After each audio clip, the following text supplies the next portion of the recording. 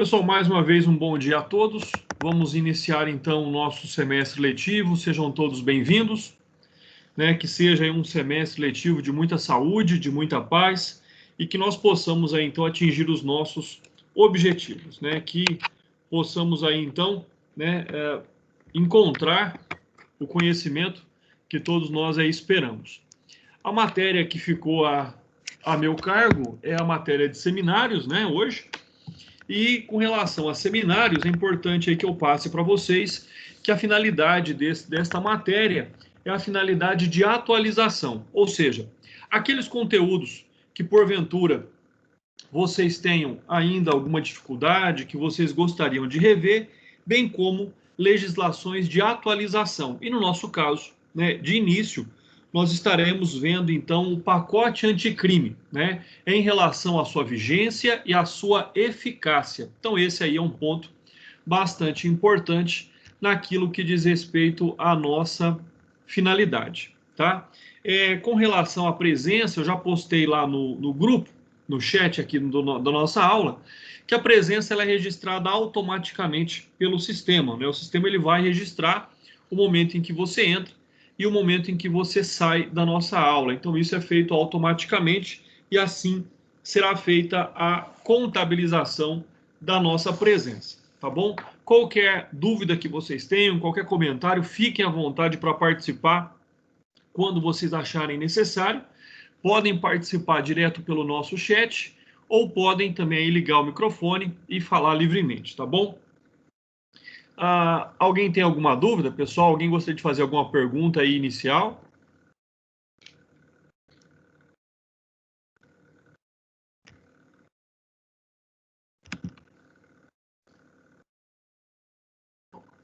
Sendo assim, então, vamos lá iniciar. O nosso estudo de hoje, ele tem como finalidade, né, o estudo da Lei 13.964, Lei 13.964, né, de 2019.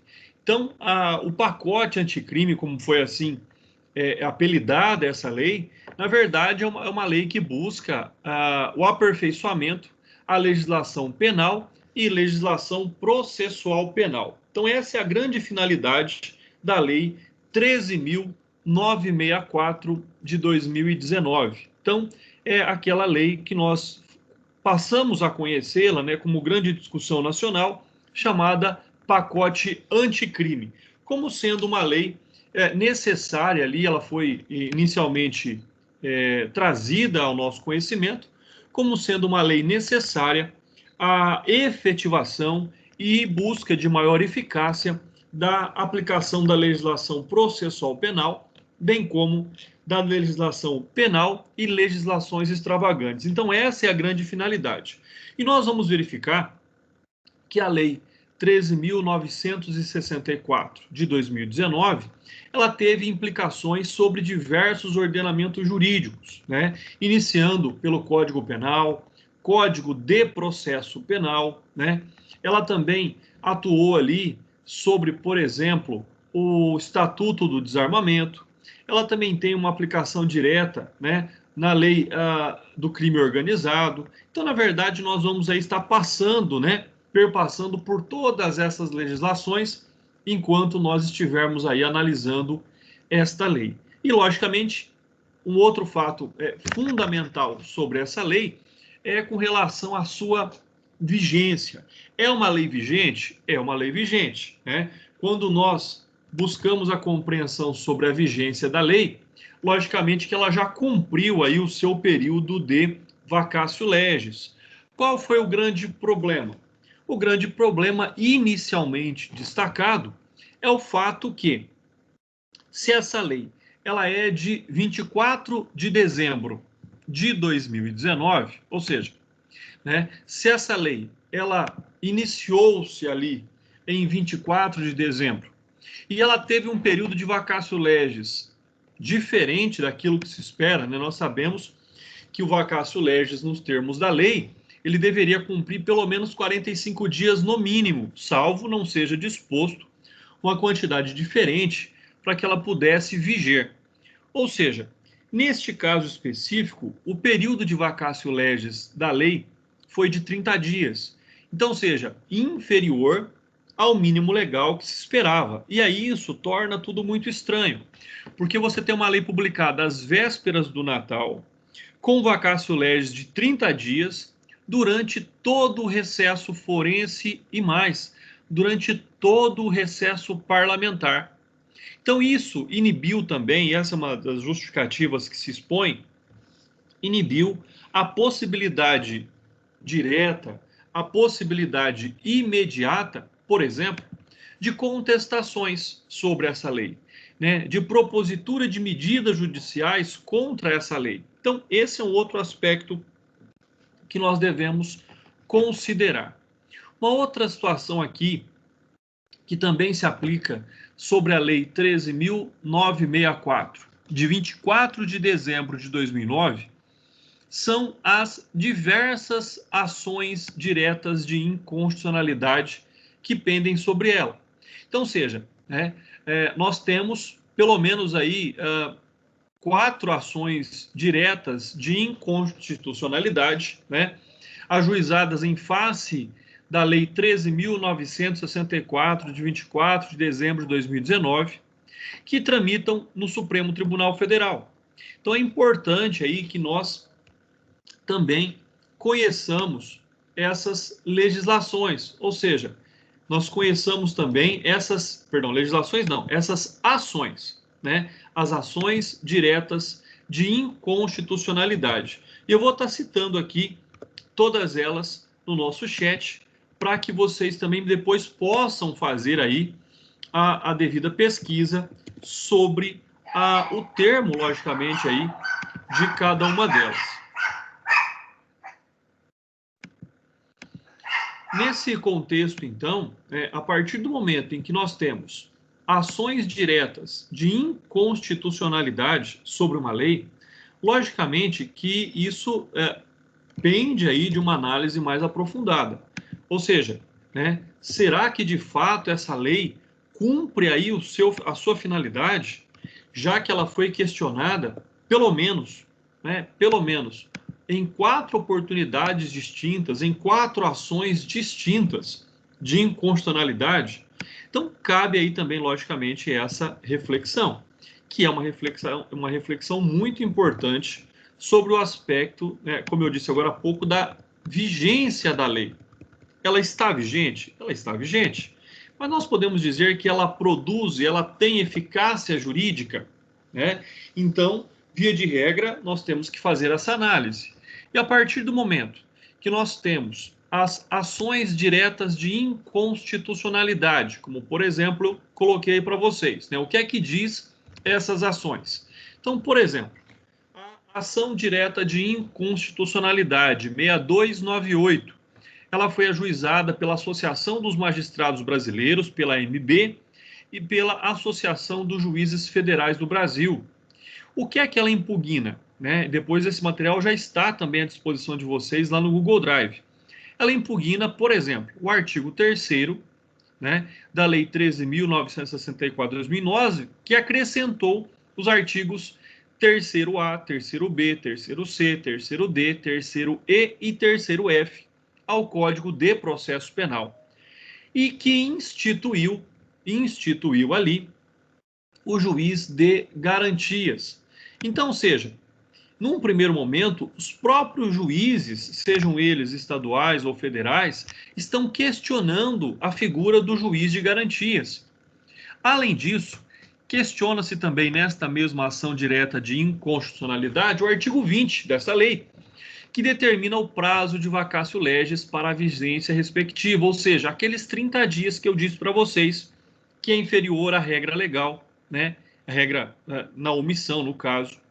E isso também foi questionado, como se 30 dias e 30 dias contados durante o recesso forense parlamentar poderia ali, logicamente, causar alguns impedimentos à contestação dessa lei.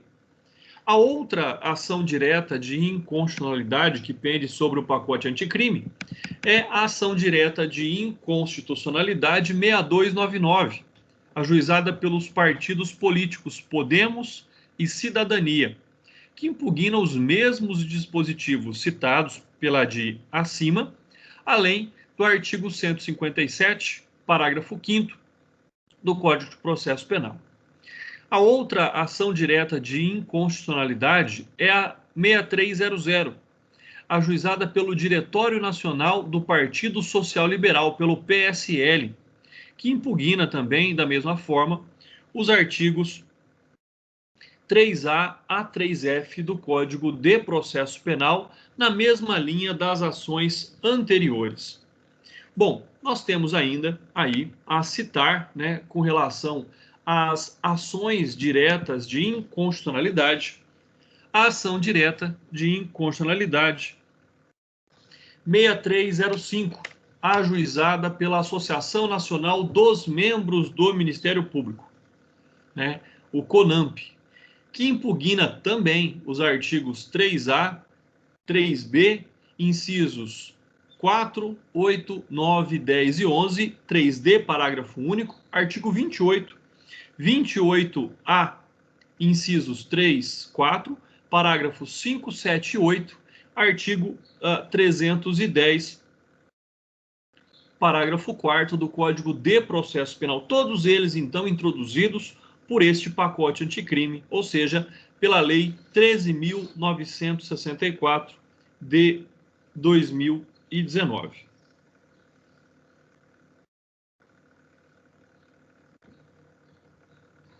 Então, pessoal, é importante aí fazer essa referência. Por quê?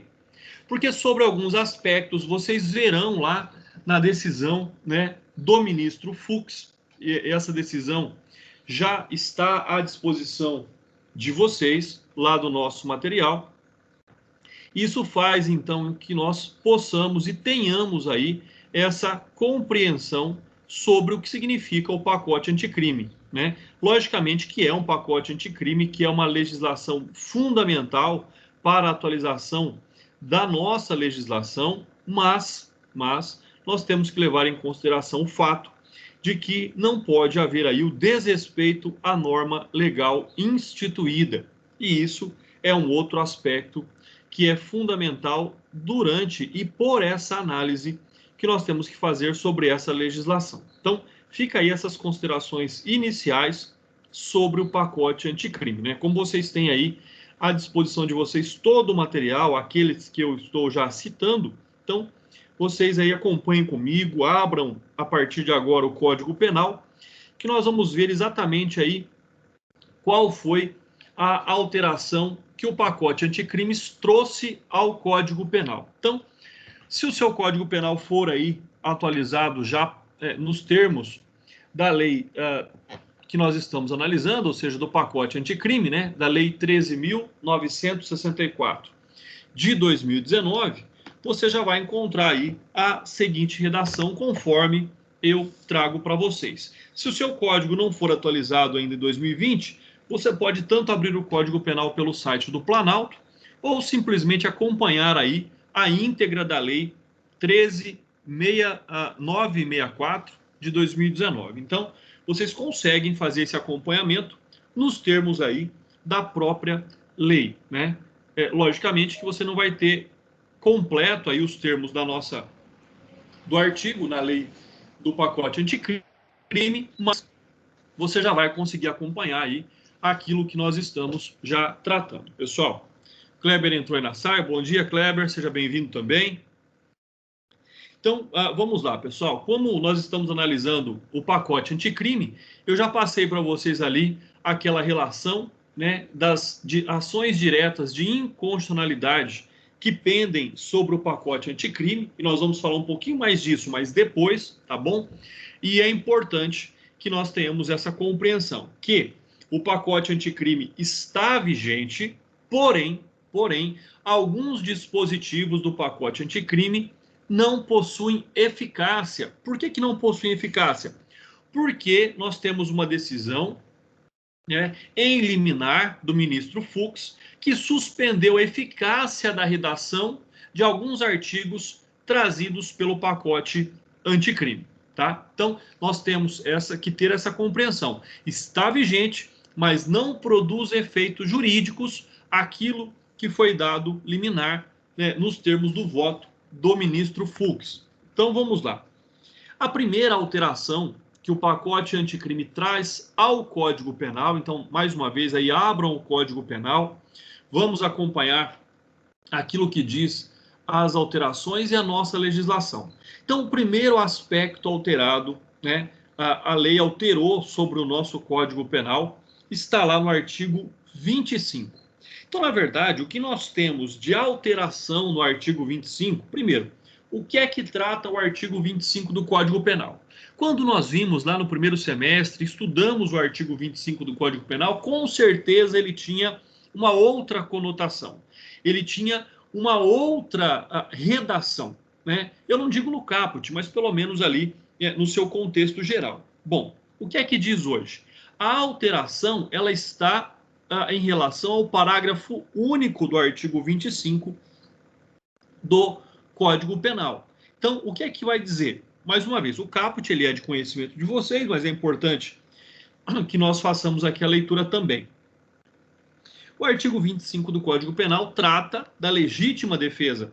Ou seja, perdão, ele diz: entende-se em legítima defesa quem, usando moderadamente dos meios necessários, repele injusta agressão, atual ou iminente, a direito seu ou de outra. Então, percebam, essa redação ela não sofreu alteração com relação ao seu caput, porém, ela traz um dispositivo importante agora no parágrafo único.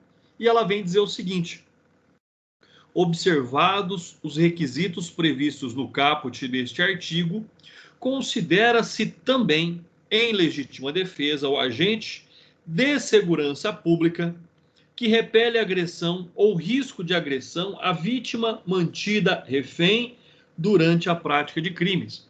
Então, olha aqui, essa inclusão, né, esse fator aqui que foi adicionado no artigo 25, vocês podem pensar o seguinte, mas olha só, o agente de segurança pública, ele já não estava ali acobertado pela causa excludente de licitude, né, contida no artigo 23? Será que ele já não estava ali acobertado pela excludente de licitude, descrita lá no inciso 3º do artigo 23? E lá diz o seguinte: não há crime quando o agente pratica o fato. Inciso 3º, em estrito cumprimento do dever legal ou no exercício regular de um direito. Então, por que é que criou-se mais uma hipótese de exclusão de licitude para o agente de segurança pública? O que nós temos com relação a isso, né? O aspecto principal daquilo que diz o parágrafo único agora do artigo 25, ele tem uma relação direta com aquilo que nós vamos encontrar quando nós temos também a inclusão de um outro termo importante aqui citado, que é vítima mantida refém. Então, ou seja, naquela hipótese de vítima mantida refém, né, ali não se aplica somente em segurança da atuação, né, do agente de segurança pública o cumprimento ali do exercício legal. Na verdade, o que nós temos referente agora são duas situações. É uma garantia plena, é uma garantia clara da legítima defesa de terceiro.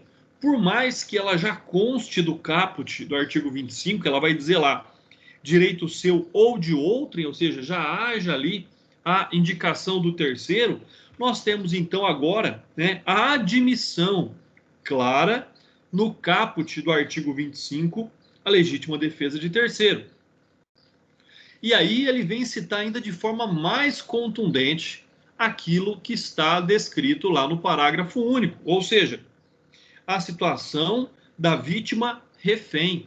Então, naquela hipótese onde tenha que haver uma ação muito mais incisiva, uma ação muito mais dura, talvez, do agente de segurança pública, né? Então, isso é importante. Então, essa inclusão, né, essa ampliação do rol das excludentes de licitude, da ação do agente de segurança pública, é a grande novidade ali do pacote anticrime para dar talvez ao agente de segurança pública uma tranquilidade maior sobre a sua ação, no intuito, logicamente, ali do resgate do refém. Esse talvez seja o maior objetivo da inclusão do parágrafo único ao artigo 25.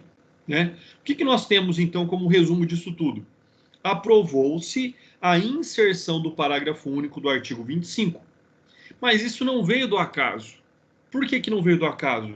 Porque existem situações concretas de grandes cidades brasileiras que demonstram que atiradores profissionais da Polícia Militar, ou seja, os snipers, né, abateram infratores em diferentes quadros que mantinham vítimas como reféns. Então, na verdade, é para dar uma segurança jurídica para a ação, para o abate, né, de criminosos, quando dá necessidade ali de reféns. E o que é que nós podemos lembrar? Qual foi um grande fato recentemente noticiado a respeito disso? Não é? Aquele ônibus lá no Rio de Janeiro. Não sei se vocês se lembram, aquele ônibus no Rio de Janeiro, onde o ônibus foi tomado por um criminoso, né? E aí o governador autorizou que os snipers abatessem o criminoso na busca de pacificação daquela instabilidade social. Então, na verdade, esse funcionário público, esse agente de segurança pública, ele estava ali acobertado pelo exercício regular de um direito. Mas, na verdade, quando nós colocamos a legítima defesa de terceiro numa condição de refém, isso se torna, logicamente, mais palpável, né? Isso se torna mais aceitável perante, né, o senso comum. Então, essa é uma situação. Então, o que nos parece aí que a inclusão desse parágrafo apenas ratifica o que sempre existiu, e nós já sabíamos disso. A legítima defesa de terceiro. Portanto, há de se interpretar que o agente de segurança pública pode repelir. Ele tem ali o direito de agredir, né? Ou, no caso de haver uma agressão direta ou um risco de agressão, buscando, logicamente, a maior finalidade, que é defender a vítima tomada como refém. Então, percebam, por mais que ele crie uma nova causa de exclusão de ilicitude ao agente de segurança pública, que já estava acobertado por aquela descrita no artigo 23, inciso 3º do Código Penal, na verdade, ele vem apenas dar uma segurança maior para a ação, para a atividade ali do agente de segurança pública. Pessoal, com relação ao artigo 25 aí, essa inclusão e essas considerações, né, com relação àquilo que eu disse sobre a vigência e a eficácia do pacote anticrime, com relação às ações diretas de inconstitucionalidade que eu citei, vocês têm alguma dúvida? Gostariam de fazer alguma pergunta agora?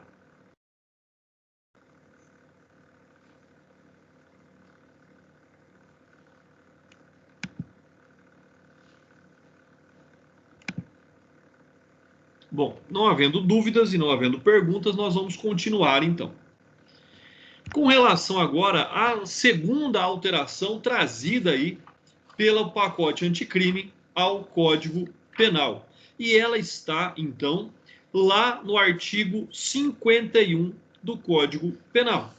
O que é que diz o artigo 51 do Código Penal? Ele vai dizer o seguinte: transitada em julgado a sentença condenatória, a multa será executada perante o juiz da execução penal e será considerada dívida de valor, aplicáveis às normas relativas à dívida ativa da Fazenda Pública, inclusive no que concerne às causas interruptivas e suspensivas da prescrição. Então, esse é um fato também bastante interessante. Por quê? Porque nós tivemos aí, na verdade, a revogação dos parágrafos 1º e 2º. Então, o parágrafo 1º e 2º já não existia do artigo 51, né? E aí nós tivemos, então, essa alteração, nós tivemos essa nova interpretação daquilo que diz respeito aí à reforma no caso, uma reforma aí parcial, né, do Código Penal por meio do pacote anticrime. E o aspecto que nós temos sobre essa situação, ele diz respeito a quê? ele diz respeito exatamente a essa reforma também do artigo 51. E qual foi a finalidade? A finalidade deste artigo, a finalidade dessa reforma, é, na verdade, sanar um problema criado pelo legislador. Por quê? Porque nós tivemos também uma alteração desse artigo 51, como eu disse agora há pouco, lá em 96. Porque lá em 96, a Lei 9.268 revogou os parágrafos 1º e 2º do artigo 51. Então, ou seja, quando a Lei 9.268 de 96 revogou os parágrafos 1º e 2º do artigo 51, podemos dizer que o artigo 51 ficou ausente de compreensão. E ele precisava dessa melhor interpretação, né? Então, ou seja, com relação a isso, logicamente, nós temos que compreender que toda essa dinâmica trazida por essa lei, né, ou seja, não tratava de forma complexa, de forma concreta, sobre como o Estado receberia as dívidas. Nós sabíamos que o procedimento seria o procedimento de dívida ativa. Isso eu já disse para vocês quando nós estudamos lá a parte geral do Código Penal. Isso já até tinha dito para vocês. Mas era algo que, apesar de tudo, o Supremo Tribunal, o Superior Tribunal de Justiça, no caso, né, fixou o entendimento de que a pena de multa deveria ser executada pela Procuradoria da Fazenda no juízo cível. E aí, então, durante décadas, né, notou-se que a Procuradoria se desinteressava pela cobrança, em valores muito reduzidos, e na maioria dos casos, gerando impunidade. Então, o que aconteceu? Que era aquilo que nós discutimos lá em aula naquele momento, né? Quando lá vocês estavam no primeiro semestre, eu disse o seguinte para vocês: será que compensa movimentar a máquina do judiciário para executar uma pena de multa pequena? Será que é assim que vai funcionar? Será que é assim que os procuradores da Fazenda Pública vão agir? Né? Então, ou seja, na verdade, tinha ali a dúvida doutrinária se esse direito de execução da dívida ativa era disponível ou não pelo Estado. Ou seja, se era mais interessante não movimentar a máquina judiciária para executar uma quantia ínfima. Então, essa era a grande discussão.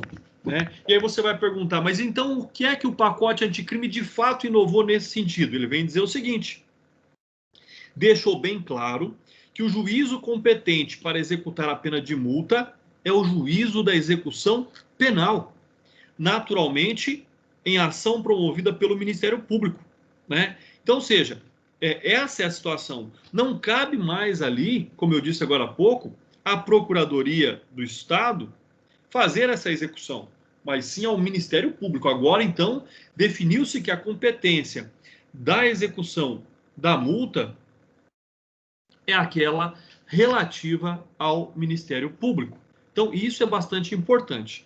Na verdade, o que nós temos agora de fundamental é o fato de que a competência para a execução da multa é no juízo da execução penal pelo Ministério Público. Então, essa aí é a grande sinalização que o pacote anticrime trouxe para nós. Ele pacificou, né? Ou seja, ele definiu esse fato, ele definiu a condição e perante o juízo, na verdade, que seria ali a execução. Ou seja, ela deixa de ser ter aquela característica, aquela natureza civil, né? Ou seja, extrapenal, e ela ainda tem, mas ela não pode perder a conotação de pena. Por mais que o Estado tenha que se movimentar, por mais que ninguém perca a liberdade pelo não pagamento da pena de multa, mas ela não pode perder a sua conotação punitiva.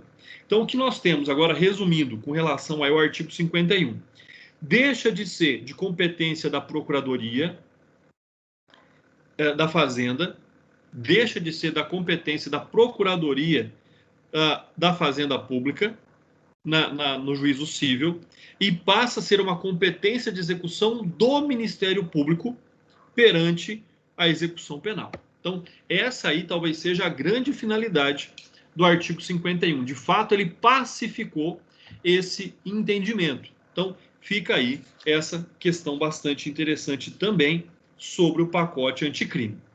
Bom, pessoal, o próximo artigo aí, alterado pelo pacote anticrime no Código Penal, é o artigo 75. E aí, logicamente, que ele traz uma grande discussão sobre esse assunto. Por que ele traz uma grande discussão sobre esse assunto? Porque sobre o aspecto legal, o artigo 75, para nós, ele já estava pacificado, né? O artigo 75, ele já nos trazia ali um complexo, algo já caracterizado, na verdade, com relação ao que nós considerávamos como o tempo máximo de pena a ser cumprida no Brasil por um único crime.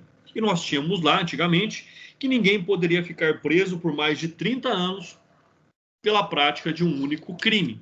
Isso era o que trazia o artigo 75. E qual foi a grande mudança hoje do artigo 75? Na verdade, é uma mudança, mas também é um problema. Por que eu digo isso?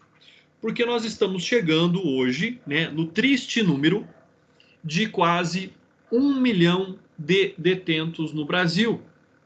Hoje nós já somos a terceira maior população carcerária do planeta, e esse número, logicamente, que aumenta. E aumenta principalmente também por essas medidas muito mais punitivas do que ressocializatórias, né? Tentou-se, de alguma forma, minimizar essa consequência com lá o acordo de não persecução penal, e nós vamos falar sobre ele quando nós adentrarmos na análise do Código de Processo Penal, com as alterações do pacote anticrime, mas é importante aí que nós possamos compreender também que quando se trata de progressão de regime, que quando se trata de tempo de encarceramento, essa lei ela se torna agora muito mais dura. O pacote anticrime tornou o artigo 75 muito mais duro com relação a esse aspecto. Então, qual é hoje a redação do artigo 75 do Código Penal? Aí ele traz a seguinte redação: o tempo de cumprimento das penas privativas de liberdade não pode ser superior a 40 anos. Então, lembrem-se, passou de 30 para 40 anos. Então, nós já tivemos aí, né, com relação ao artigo 75 do Código Penal, passamos de 30 para 40 anos de prisão no Brasil.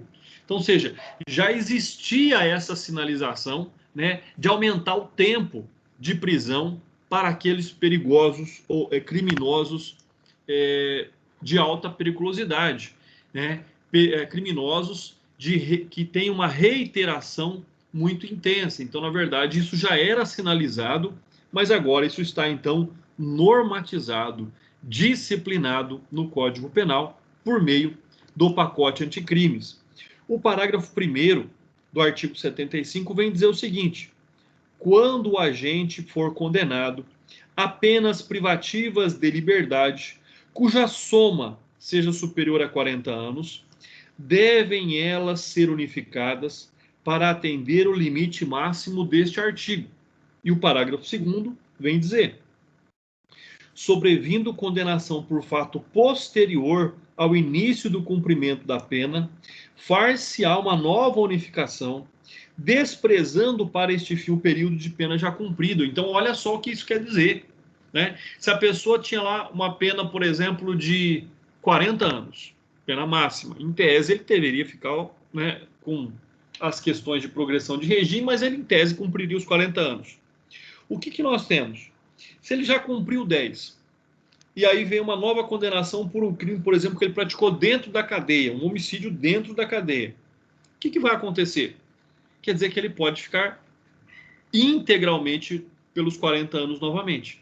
Por quê? Porque ele vai ter uma pena que vai ser unificada ao quanto falta, e aí, então, isso pode determinar ao indivíduo que novamente ele tenha lá uma pena integral, por exemplo, de 40 anos, né? Então, nós temos aí muitas críticas, na verdade, quando nós analisamos o artigo 75. Primeiro, pelo fato de nós termos um procedimento, de nós termos uma situação pura e meramente encarceradora. Então, essa é uma situação da qual nós temos que ter essa compreensão, né? Ou seja, é uma situação que faz com que, então, nós possamos aí compreender um fato concreto. É uma situação que faz com que nós possamos compreender, que faz com que nós tenhamos aí essa compreensão direta, pessoal. Então, esse é um aspecto bastante importante do artigo 75, tá? Toda essa compreensão que nós temos sobre o encarceramento no Brasil é um fato totalmente novo, principalmente com relação à quantidade de pena.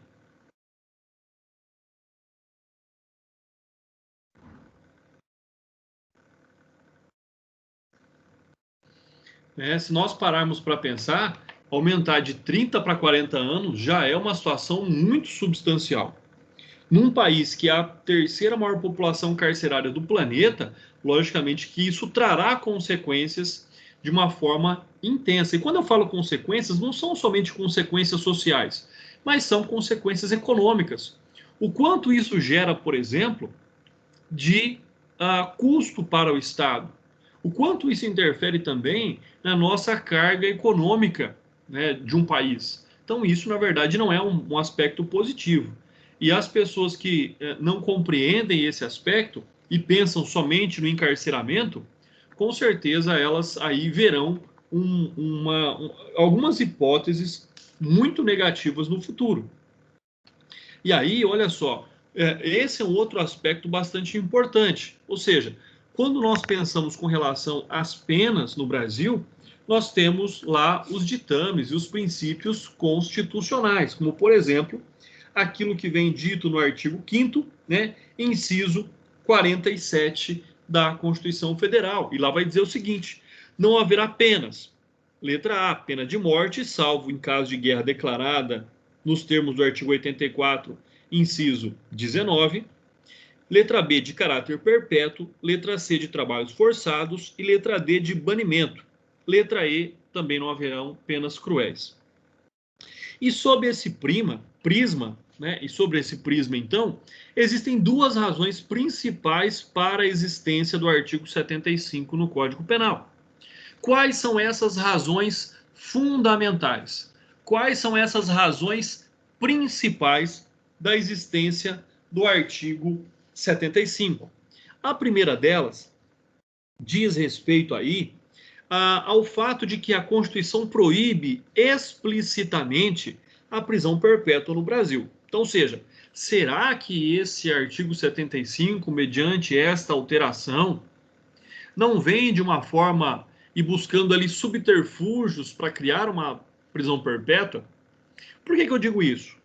Porque se você imaginar que uma pessoa vai ficar presa 40 anos, ele não tem mais condição, logicamente, aí, de voltar ao convívio social. 40 anos é uma vida inteira para algumas pessoas, né? Então, ou seja, esse é um primeiro caráter. Então, ou seja, não haveria possibilidade lógica para a aceitação de soma ínfima de penas, pois conduziria o sentenciado ao passar o resto da vida preso.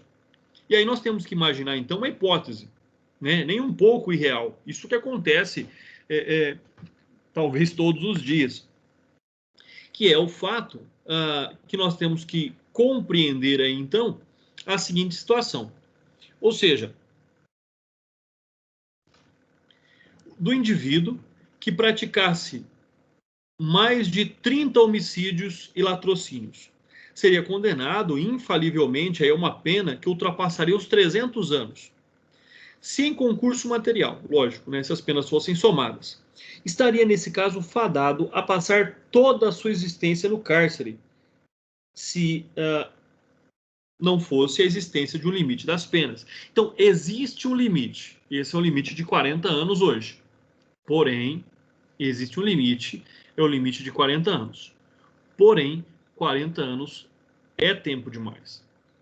A pessoa que ficar 40 anos preso, ele não vai cumprir os 3 critérios da aplicação da pena. Pode ser que ele seja um exemplo aos outros. Pode ser que ele, logicamente, receba a pena adequada pelo mal que ele causou à sociedade e aos indivíduos. Só que esse é um indivíduo que ele nunca será ressocializado. Então, aí, nós teríamos uma desfragmentação, ou uma fragmentação, melhor dizendo, né? Uma fragmentação, e nós não cumpriríamos ali os objetivos da aplicação da pena. Nós teríamos a punição, talvez nós teríamos a exemplariedade, mas nós não teríamos a ressocialização desse indivíduo, né? Então, se nós pensarmos aí que a pena não vai cumprir a sua finalidade, que é punir, prevenir crimes futuros, ou seja, trazer isso para uma exemplariedade, e também ali a ressocialização. Você pode ter certeza que se alguém ficar 40 anos preso, você tirou a possibilidade dele ser ressocializado, ou seja, reinserido ao meio social de forma digna, de forma adequada. A segunda situação aqui que nós devemos alcançar e estudar é o fato de que a Constituição adotou o princípio da humanidade. E quando nós falamos de humanidade, né, não haveria senso em encarcerar alguém pelo resto da vida, sem qualquer esperança de um dia poder ser colocado em liberdade. Em tempo, aí o nosso parlamento corrige uma injustiça vigente há décadas. O limite de cumprimento de pena privativa de liberdade. O prazo era de 30 anos, né, fixado lá em 1940. Diz aí a doutrina que esse já era um prazo, um tempo de pena obsoleto. Por que diz isso? Porque aí leva-se em consideração também a expectativa de vida do indivíduo, né? Por todos os estudos realizados, demonstra-se que a expectativa de vida do indivíduo lá em 1940 era de 45 anos e meio. Então, seja, se lá em 1940 a perspectiva era de 45 anos e meio e a pessoa ficaria preso por 30 anos, era muito mais severa do que aquilo que nós vemos hoje. Por quê? Porque hoje, por exemplo, a nossa expectativa de vida, né, conforme fonte aí do Datafolha, de 23/12/2019, é de 77,6,3, ou seja, 76 anos, ponto 3. 76 anos e 3 meses hoje é a expectativa de vida média do brasileiro. Então, ou seja, se nós temos hoje uma expectativa de vida de 76 anos e 3 meses, quando nós colocamos como pena máxima para o Brasil 40 anos, nós temos aí, logicamente, uma compreensão de que está menos grave do que quando foi criado esse limite lá em 1940. Então, percebam, em 1940 eram 30 anos com expectativa de vida de 45,5 anos. Hoje, então, passa a ser 40 anos de pena, né, com expectativa de vida de 76,3 anos. Então, nessa comparação aí, com certeza, nós temos uma situação hoje, por mais que 40 anos pareça, então, um número muito grave, mas frente a essa realidade, ou frente a essa análise, aí nós temos essa situação. Ou seja, são condições aí que fazem com que nós possamos ter uma compreensão sobre aquilo que determina aí dentro dessa mudança do artigo 75 do Código Penal, pessoal. Então, é importante, logicamente, nós termos essa compreensão, nós termos essa análise aí, que faz com que nós possamos compreender os motivos, né, e o porquê nós temos que alterar aí esse aumento de pena. Por bem, ainda, que lá nos termos do artigo 32 do Código Penal ainda vigore o princípio da humanidade. E aí, logicamente, nós temos aspectos aí a se determinar se é humano ou não deixar alguém por 40 anos preso, né? Então, seja, particularmente a minha posição, e essa posição minha ela é associada a outros doutrinadores, né? Eu entendo que é desumano encarcerar alguém por 40 anos. E não é menos verdade que o agente merecedor de penas elevadíssimas, incapacitando-o de receber os benefícios da execução penal antes de 40 anos, destratou o ser humano. Não deve o menor cuidado, não teve, no caso, o menor cuidado em preservar os direitos e os valores da sociedade onde vive. Nem tampouco agiu com humanidade ao fazer tantas vítimas. Não é uma questão de vingança mantê-lo no cárcere por 40 anos, ou mais, no caso, que pode acontecer, mas um fator de segurança para a comunidade.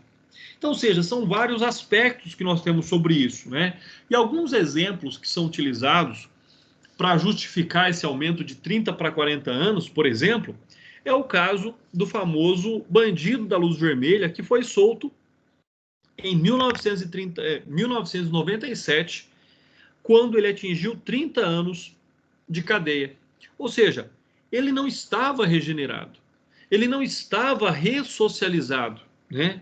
E aí ele continuou sendo uma pessoa perigosa e, logicamente, foi morto na tentativa da prática ali de um crime logo após a sua soltura. Então, ou seja, é um aspecto muito complicado. Por quê? Se nós pararmos para pensar, o indivíduo, depois de 40 anos preso, será que ele tem algum local para ele voltar? Será que ele tem família que vá o acolher quando ele sair da cadeia? Ou ele vai ser uma pessoa que vai ficar vagando pelas ruas? E a responsabilidade do Estado também por esse fator. Então, o artigo 75, ele nos traz aí todas essas características aí, que são características bastante importantes também da aplicação do pacote anticrime sobre o Código Penal. Pessoal, se tiverem alguma dúvida, é só ligar o microfone ou fazer a pergunta pelo chat, tá? O próximo artigo que foi alterado pelo pacote anticrime é o artigo 83 do Código Penal. O que é que o artigo 83 do Código Penal fala? O artigo 83 do Código Penal fala do livramento condicional, ou seja, que é o grande objetivo de toda pessoa que está presa, ou seja, ele demonstrar que ele está ressocializado, ele demonstrar que ele cumpre a função social ali da cadeia, ou seja, ele arrepende-se do ato ilícito que cometeu, né? Ele tem a oportunidade de reparar o dano à vítima, ele, logicamente, compreende, ou deveria compreender, pelo menos, que o crime não leva a pessoa a lugar nenhum, e aí, então, ele consegue alcançar a liberdade em tempo menor ao cumprimento da pena de forma integral. Então, o artigo 83, ele tem aí a seguinte redação. Ele diz o seguinte: o juiz poderá. Então, percebam nessa locução aqui que não é uma garantia real ao sentenciado, mas é uma faculdade do juiz. O juiz poderá conceder livramento condicional ao condenado a pena privativa de liberdade igual ou superior a 2 anos, desde que. Então, vem lá o inciso 1º. Cumprida mais de 1/3 da pena se o condenado não for reincidente em crime doloso e tiver bons antecedentes. Inciso 2. Ele vem dizer, cumprido mais de metade se o condenado for reincidente em crime doloso. E aí é onde vem agora, então, a mudança. A mudança, na verdade, ela ocorre no inciso 3º, nas letras A, B, C e D. Então, olha só o que ele vem dizer para nós. Ele vem buscar essa alteração da comprovação. E aí ele vem dizer o seguinte, então, letra A, bom comportamento durante a execução da pena. Letra B, não cometimento de falta grave nos últimos 12 meses. Letra C, bom desempenho no trabalho que lhe foi atribuído. E letra D, aptidão para prover a própria subsistência mediante trabalho honesto. O artigo continua no inciso 4º, dizendo, tenha reparado, salvo efetiva impossibilidade de fazê-lo, o dano causado pela infração. Inciso 5º, cumpridos mais de 2/3 da pena nos casos de condenação por crime hediondo, prática de tortura, tráfico ilícito de entorpecentes e drogas afins, tráfico de pessoas e terrorismo, e se o apenado não for reincidente específico em crimes dessa natureza. Parágrafo único. Se o condenado por crime doloso, cometido com violência e grave ameaça à pessoa, a concessão do livramento ficará também condicionado ou subordinado à constatação de condições pessoais que façam presumir que o liberado não voltará a delinquir. E aí, logicamente, que nós estamos aqui falando de forma implícita no parágrafo único, sobre o exame criminológico. Então, percebam que nós temos aí uma referência explícita, né? O artigo 83, parágrafo único, faz referência ao exame criminológico, e lá na Lei de Execução Penal diz que não é obrigatório. Então, é importante também que nós tenhamos aí essa compreensão. Pessoal, qual é aqui a situação? Né? A situação aqui é a seguinte. A situação é o fato de que está ali contido numa situação muito particular o fato do apenado não poder ter acesso ao livramento condicional. Se vocês prestaram atenção, se vocês acompanharam a leitura e fizeram aí a leitura também, vocês perceberam que eu disse o seguinte. Olha só, lá no parágrafo, no inciso 5º, ele vai dizer: cumpridos mais de 2/3 da pena, nos casos de condenado por crime hediondo, prática de tortura, tráfico de entorpecentes e drogas afins, tráfico de pessoas e terrorismo, se o apenado não for reincidente específico em crimes dessa natureza. Então, ou seja, se ele pratica um crime hediondo, mas ele não é reincidente, ele pode progredir com o cumprimento de 2/3 da pena. E se ele for reincidente? Aí nós temos um limo. Aí nós temos uma total ausência de informação jurídica, o que se presume dizer que nessa hipótese ele não poderá ter direito à progressão de regime. E é isso, está correto? Será que isso é constitucional? Ou seria então aqui, né, tirar do condenado a possibilidade de demonstração de ressocialização, de arrependimento, e aí então poder ter acesso ao livramento condicional? Quando é que essa celeuma tem que ser solucionada? E quem é que tem que solucionar, então, essa celeuma jurídica? Que é aquilo que vem dizer, então, o seguinte, olha só. Vedação do livramento condicional. A doutrina traz o seguinte posicionamento sobre esse aspecto. Preceitua o parágrafo 9º do artigo 2º da Lei 12.850 de 2013, inserida pela Lei 13.964 de 2019. Então, é o pacote anticrime, que diz: o condenado expressamente em sentença por integrar organização criminosa ou por crime praticado por meio de organização criminosa não poderá progredir de regime de cumprimento de pena ou obter livramento condicional ou por outros benefícios prisionais, se houver elementos probatórios que indiquem a manutenção do vínculo associativo. Então, percebam o que eu estou dizendo. Eu estou dizendo que nós temos aqui uma hipótese que não dá direito à progressão de regime, que não dá direito aqui ao livramento condicional, porque nós tivemos a lei do pacote anticrime, a Lei 13.964 de 2019, que alterou o crime, a legislação lá, né, que combate os crimes organizados, que diz que aquela pessoa, se ela integrar um bando ou quadrilha, logicamente uma organização criminosa, ela não tem direito a livramento condicional e ela não tem direito à progressão de regime. Com base nisso, né, nós podemos dizer que nós estamos diante de uma norma draconiana, né, na questão da teoria do draconismo.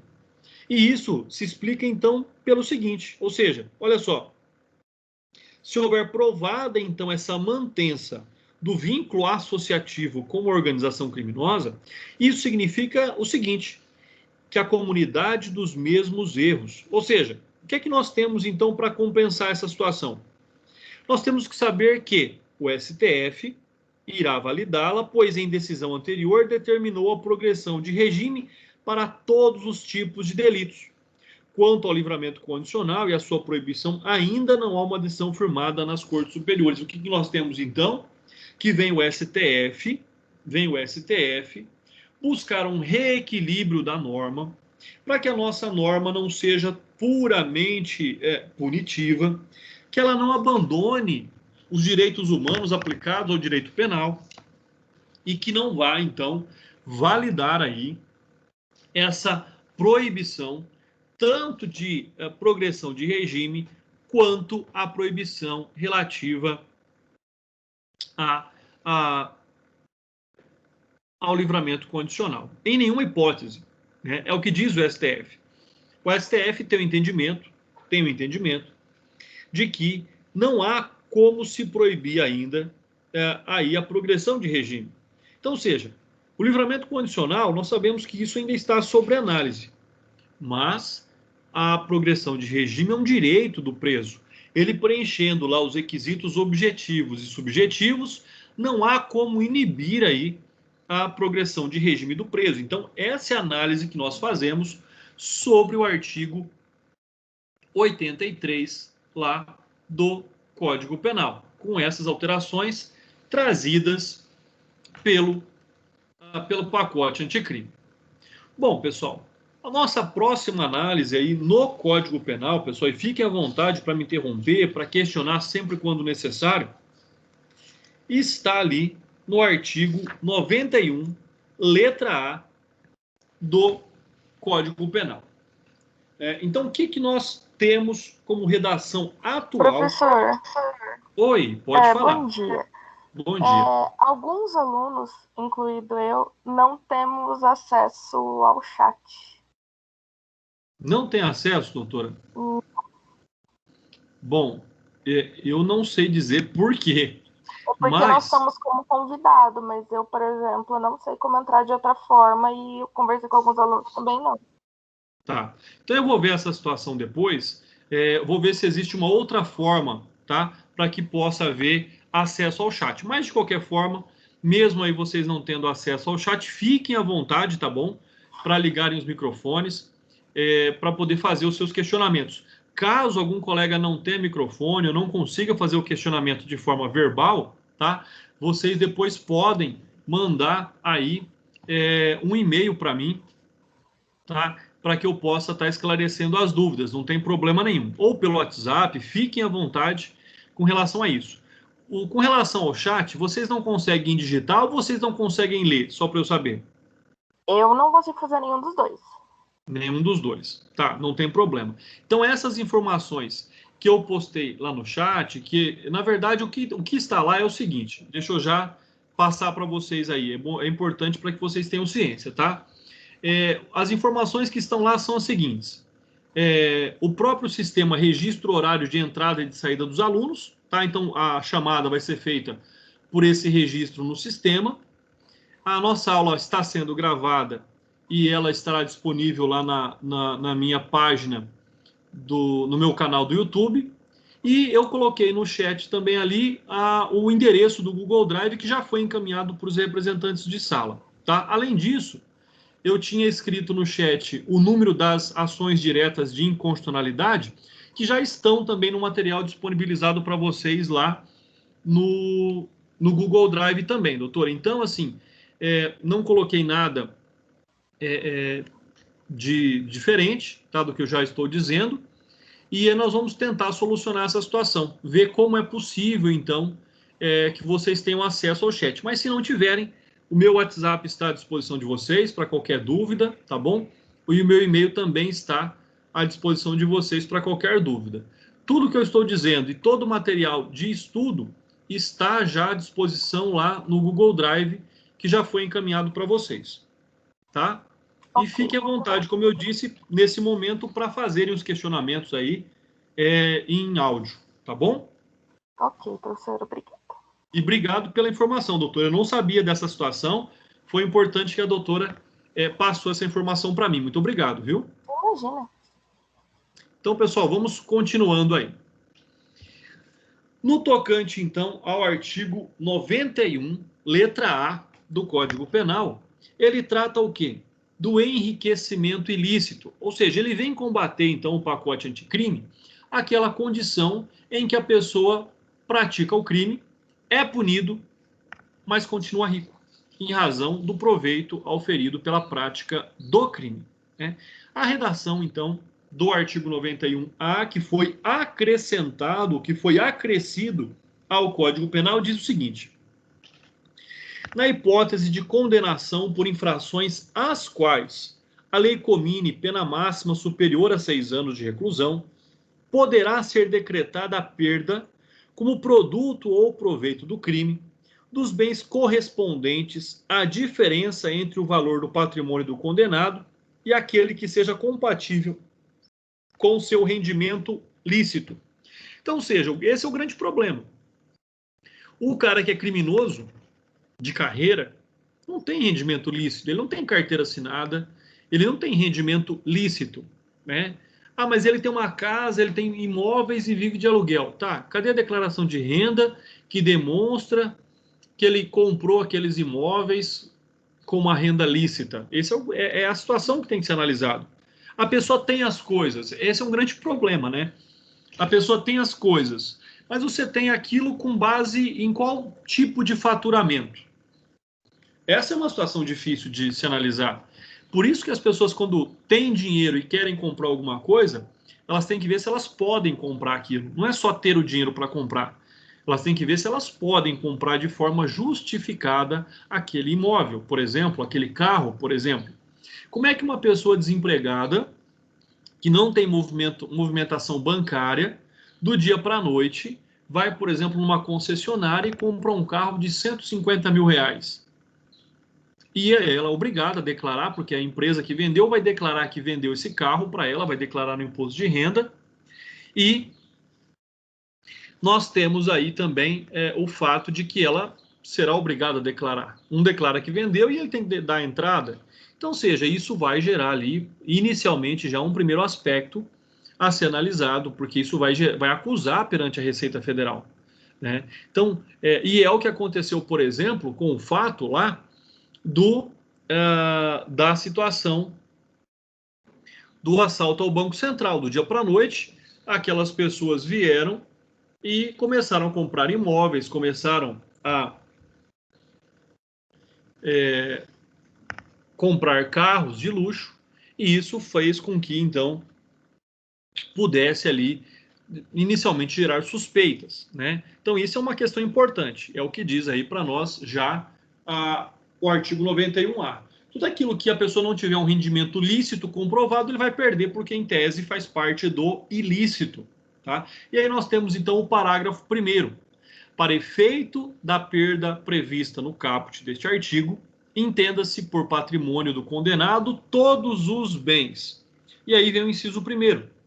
De sua titularidade ou em relação aos quais ele tem o domínio e o benefício direto ou indireto na data da infração penal ou recebidos posteriormente. E inciso 2º.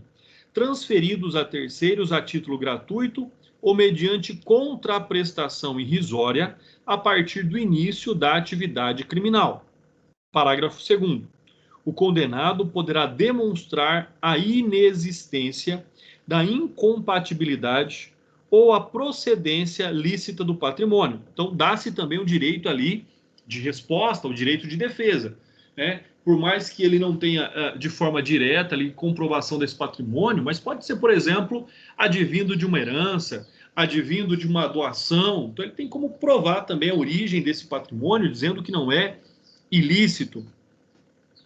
E aí vem o parágrafo 3º.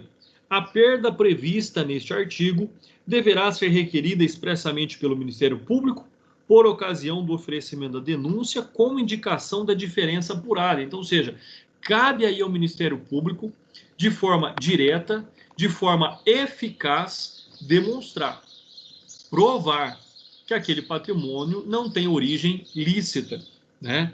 E, logicamente, apurar o que é lícito da esfera de patrimônio do criminoso e o que é ilícito na esfera de patrimônio do criminoso. E aí nós temos, então, o parágrafo 5º.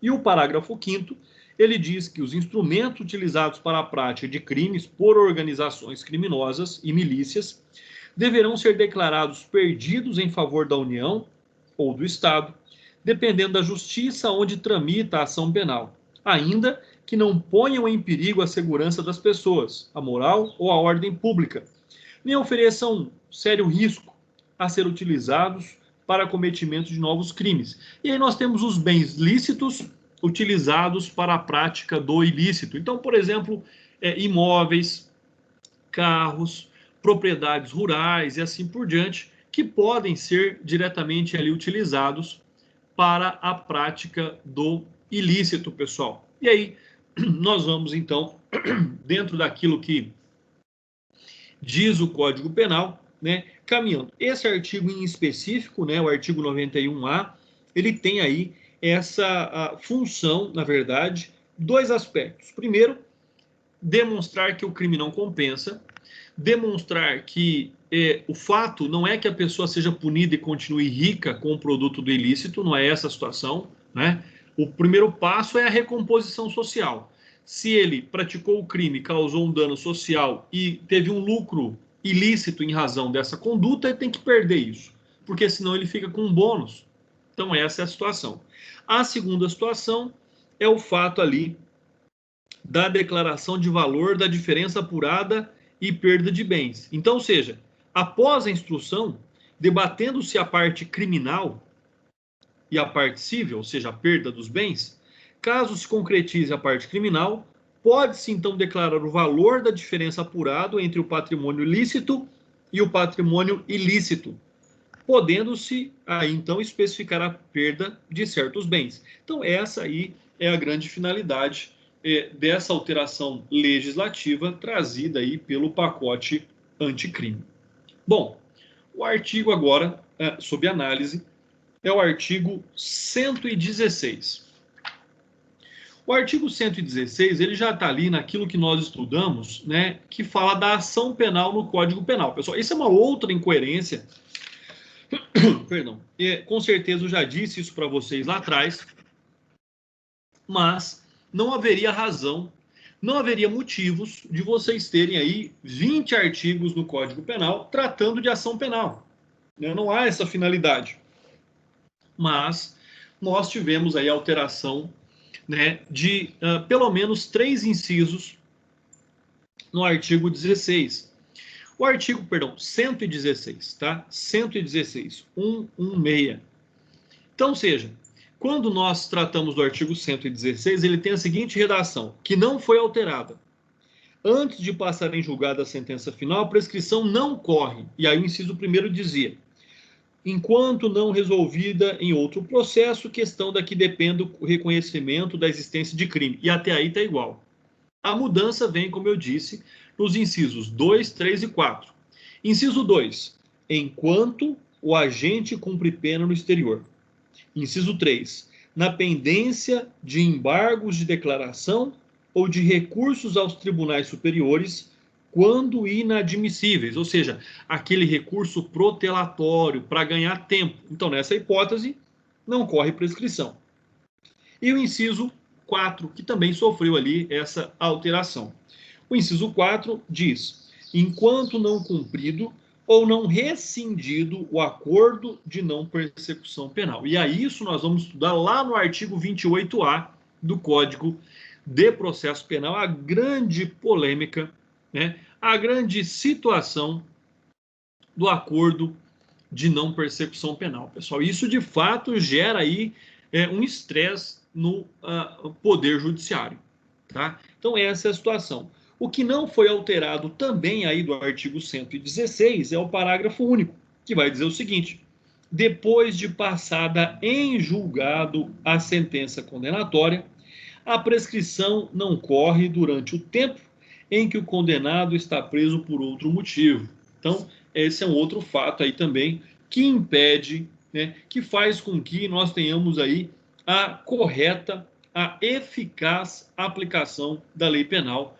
sobre essa hipótese, tá?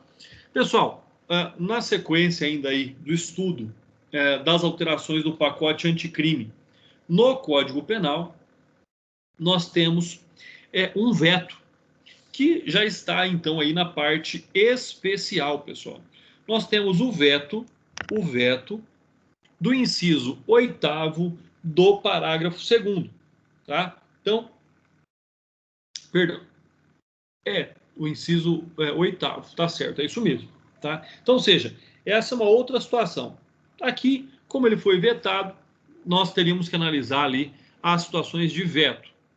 Bom, vamos para aquilo que, de fato, teve uma compreensão diferente, pessoal. Bom, então teve essa alteração também, esse veto só no artigo 121. Nós tivemos também vetado o parágrafo 2º do artigo 141 do Código Penal. E aí nós chegamos, então, no artigo 157 do Código Penal, que trata do crime de roubo. Então, o que é que mudaram lá no crime de roubo? O que é que se propôs aí o pacote anticrime para mudar no crime de roubo, pessoal? Lembrando que vocês vão ter que recorrer depois à decisão do ministro Fux, que suspendeu a eficácia, está vigente, mas ele suspendeu a eficácia de alguns dispositivos do pacote anticrime, tá? Inclusive aí o artigo 157. Mas o que é que ele vem dizer para nós? A alteração, ela vem no inciso 7º do artigo 157. Parágrafo 2º, inciso 7º. E lá o inciso 7º fala: se a violência ou grave ameaça é exercido com emprego de arma branca. Esse é o primeiro aspecto aí que trata o inciso 7º do artigo 157 do Código Penal. Então, é uma situação aí, de fato, que cabe essa análise. Por quê? Porque ela vai dizer o seguinte para nós. Olha só. O que nós temos que compreender aí sobre a violência ou grave ameaça exercida com emprego de arma branca? Nós temos que compreender o seguinte: qual é o conceito de arma? Primeiro, a arma é o instrumento utilizado para defesa ou ataque.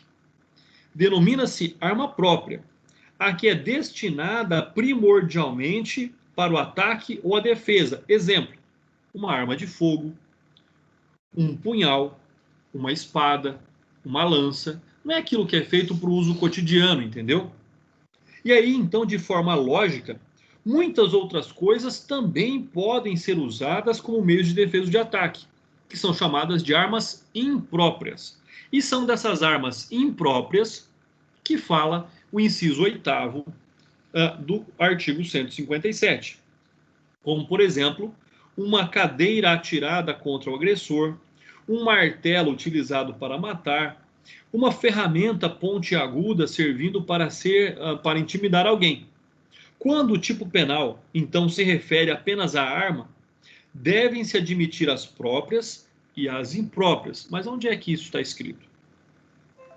Esse é o grande problema. Segundo, quando ele se refere a armas brancas, diz respeito a todas aquelas que, por exclusão, não são armas de fogo.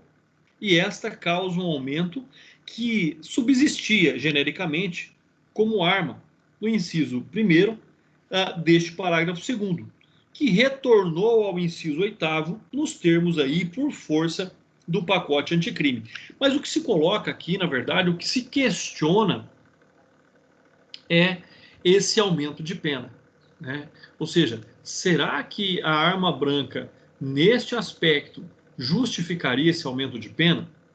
A outra situação também que se questiona aqui é o parágrafo 2º, letra B.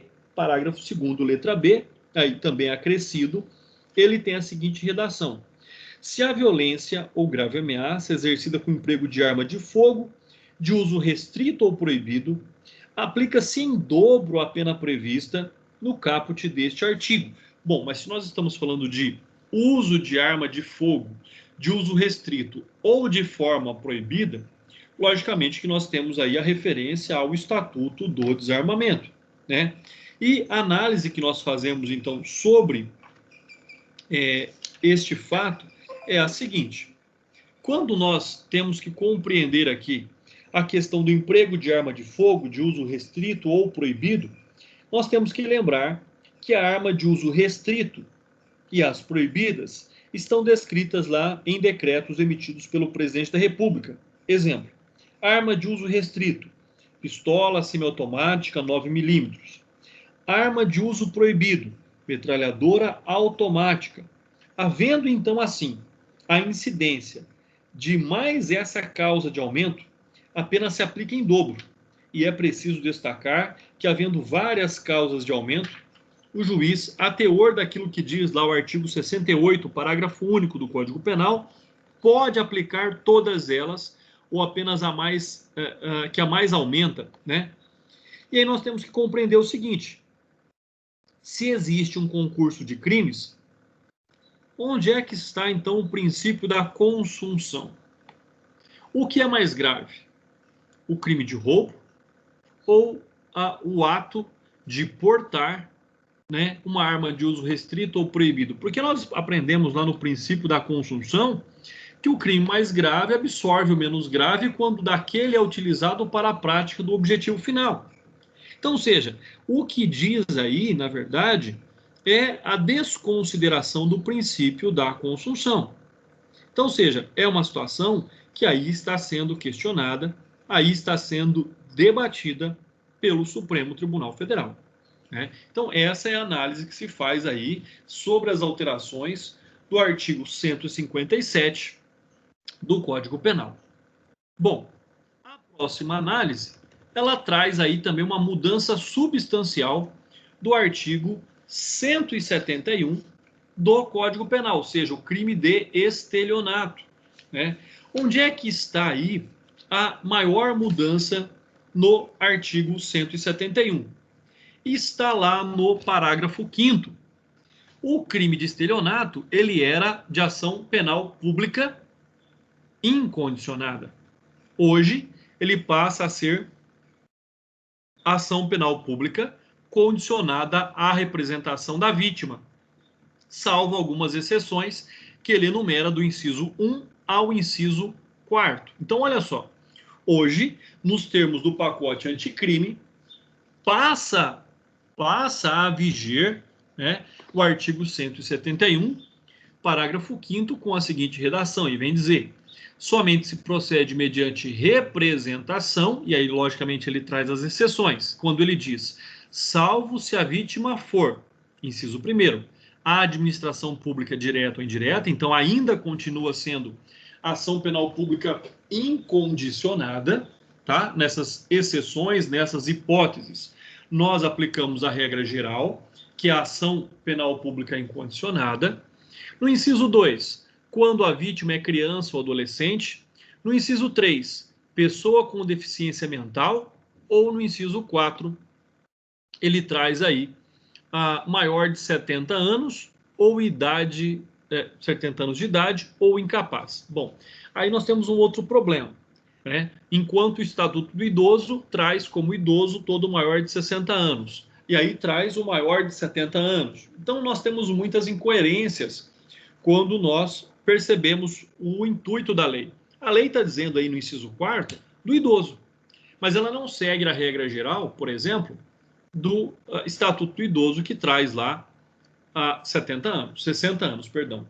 Então, pessoal, a maior mudança aí do artigo 171, em tese, foi a regra que foi alterada, né? Aquilo que era ação penal pública incondicionada passa a ser ação penal pública condicionada à representação, salvo as hipóteses dos incisos 1 a 4 aí do parágrafo 5º.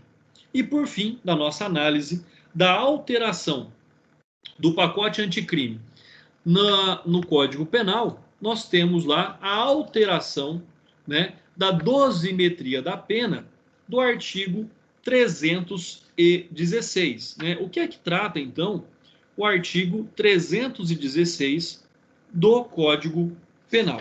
Bom, diz o seguinte: concussão. Exigir para si ou para outrem, direta ou indireta, ainda que que fora da sua função ou antes de assumi-la, em razão dela, vantagem indevida, pessoal.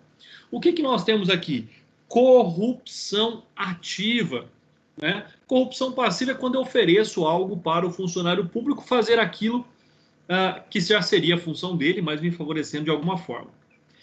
Concussão é a corrupção ativa, e nesse aspecto, a pena passa a ser de reclusão de 2 a 12 anos. Então, percebam, né? 2 a 12 anos e multa. Pena de reclusão de 2 a 12 anos e multa. Então, pessoal, esse é um aspecto bastante importante aí sobre também a mudança da compreensão da conduta do funcionário público quando ele pratica a pena de concussão. Né? Ou seja, nós tivemos aí, então, essa alteração legal, essa alteração legislativa naquilo que diz respeito a, então, esse aumento de pena. Né? Ou seja, a lei 13.964 de 2009, ou seja, o pacote anticrime, elevou a pena da concussão de 8 para 12, ou seja, a pena máxima era 8 anos. Hoje a pena máxima são 12 anos, igualando este delito em matéria de punição à corrupção ativa e passiva, o que demonstra, então, a coerência, afinal, é mais agressiva a conduta do agente da concussão do que o da corrupção, que vem ali descrito no artigo 317 do Código Penal. Pessoal, com a análise, então, do artigo 316 aí, nós encerramos a primeira parte do nosso estudo, que é o estudo, né, a atualização aí do pacote anticrime. Tá? Na aula de hoje, então, nós vimos todas as alterações, analisamos, fizemos aí comentários sobre a influência do pacote anticrime no Código Penal. Na nossa aula da semana que vem, nós vamos fazer aí a análise, né, do pacote anticrime sobre o Código de Processo Penal. Pessoal, sendo assim, eu me coloco aí à disposição de vocês, caso vocês tenham alguma dúvida, tá? E lembrando que essa nossa aula estará lá à disposição no meu canal do YouTube.